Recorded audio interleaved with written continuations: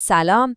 امروز میخوایم با هم یه سفری بریم. سفری از دل یه آشفتگی بزرگ توی دنیای کدنویسی تا برسیم به یه دنیای کاملاً اتوماتیک و منظم. قراره در مورد گیت و گیت هاب حرف بزنیم.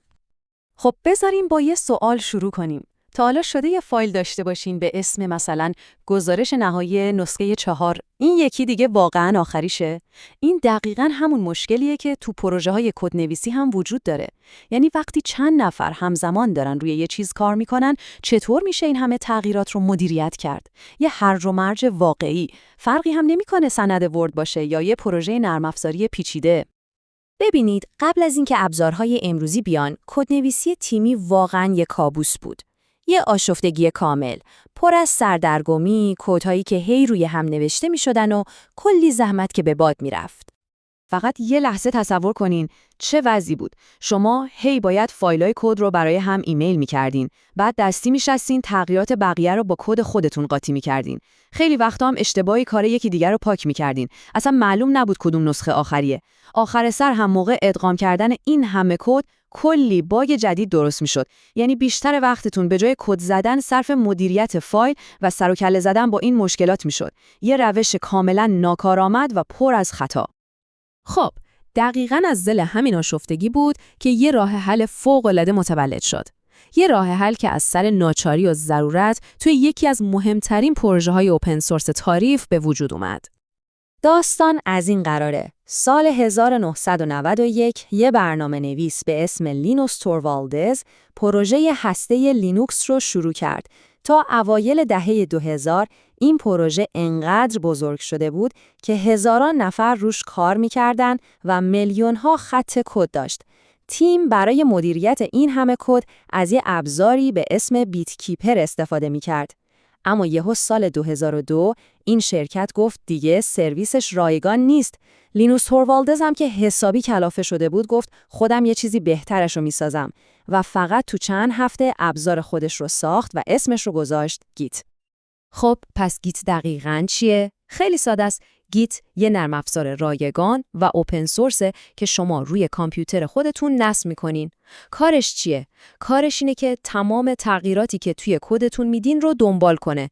انگار یه ماشین زمان برای پروژه‌تون دارین، یه چیزی خیلی خیلی قوی‌تر از دکمه آن دو. گردش کار با گیت هم جالبه. ببینین، اول شما تغییراتتون رو توی کد انجام میدین.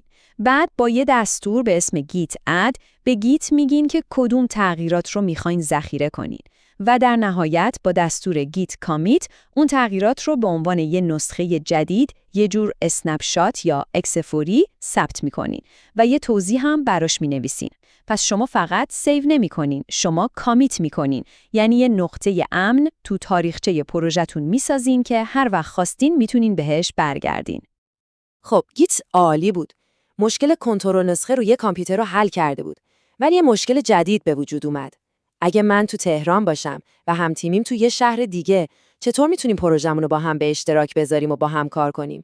گیت به تنهایی برای این کار کافی نبود. سوال اصلی این بود: اگه تاریخچه گیت من فقط روی لپتاپ خودمه، چطور میتونم با تیمم به اشتراک بذارمش؟ اگه بخوایم دوباره فایل‌ها رو برای هم ایمیل کنیم که برگشتیم سر خونه اول، یه راه بهتری لازم بود. و اینجاست که گیت هاب وارد صحنه میشه. گیت هاب چیه؟ یه پلتفرم آنلاینه، یه وبسایت که کارش میزبانی کردن پروژه‌های گیته. در واقع گیت هاب یه لایه همکاری تیمی رو به گیت اضافه میکنه. فکر کنین یه جور شبکه اجتماعیه ولی مخصوص برنامه نویسا و پروژه‌های کدنویسی. خب اینجا یکی از اون جاهاییه که خیلی‌ها گیج میشن. فرق گیت و گیت هاب چیه؟ بذارین خیلی ساده و روشن این تفاوت رو توضیح بدم. مهمترین تفاوت به مکان برمیگرده. گیت یه ابزاره که روی کامپیوتر شخصی شما نصب و اجرا میشه. یعنی به صورت محلی یا لوکال کار میکنه و تاریخچه پروژه شما رو آفلاین مدیریت میکنه. اما گیت هاب یه سرویس روی اینترنته، یعنی ریموت. یه کپی از پروژه شما رو توی فضای ابری ذخیره میکنه تا بتونین با بقیه به اشتراک بذارین و روش کار کنین. این جدول تفاوت‌ها رو عالی نشون میده. ببینین، هدف گیت خود نرم افزار کنترل نسخه است، ولی هدف گیت هاب میزبانی کردن اون پروژه‌های گیته. گیت روی کامپیوتر شماست، گیت هاب روی ابره. گیت رو لینوس توروالد ساخته. گیت هاب رو یه شرکت دیگه که الان مال مایکروسافته. پس اگه بخوایم ساده بگیم، گیت اون ابزار اصلی برای ردیابی تغییراته. گیت هاب اون پلتفرمیه که این ابزار رو اجتماعی میکنه و امکان همکاری تیمی رو به ما میده. خب تا اینجا عالیه. ما هم کنترل نسخه داریم با گیت، هم یه جای مرکزی برای همکاری با گیت هاب. ولی یه مرحله نهایی مونده بود. یه چالش دیگه. چطور میتونیم از شر کارهای تکراری و خسته کننده مثل تست گرفتن از کد و منتقل کردنش به سرور خلاص بشیم؟ فکرشو بکنین چی میشد اگه هر بار که یه تیکه کد جدید به پروژه اضافه میکنین، اون کد به صورت خودکار تست میشد و اگه همه چی درست بود خودش روی سرور قرار میگرفت، یعنی دیگه نیازی به کار دستی نباشه. این رویا با یه چیزی به اسم GitHub Actions به واقعیت تبدیل شد.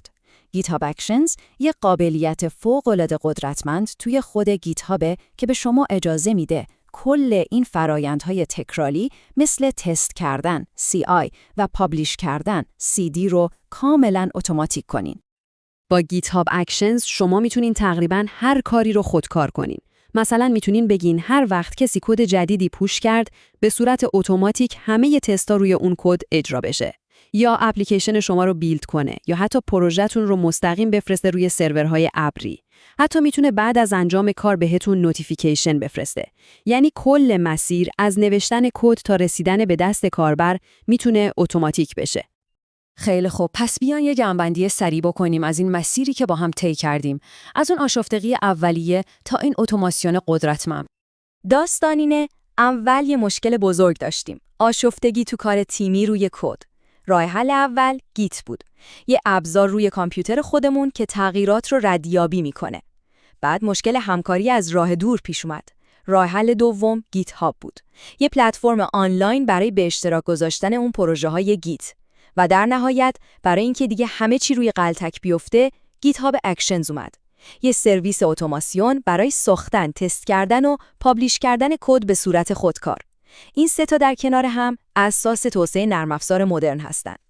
خب، حالا که با این زنجیره قدرتمند آشنا شدین، یه دنیای کاملاً جدید از امکانات برای ساختن و همکاری کردن جلوی روی شماست. پس این سوال رو از خودتون بپرسین. پروژه بعدی که میسازین چیه و چه چیزهایی رو توش اتوماتیک میکنین؟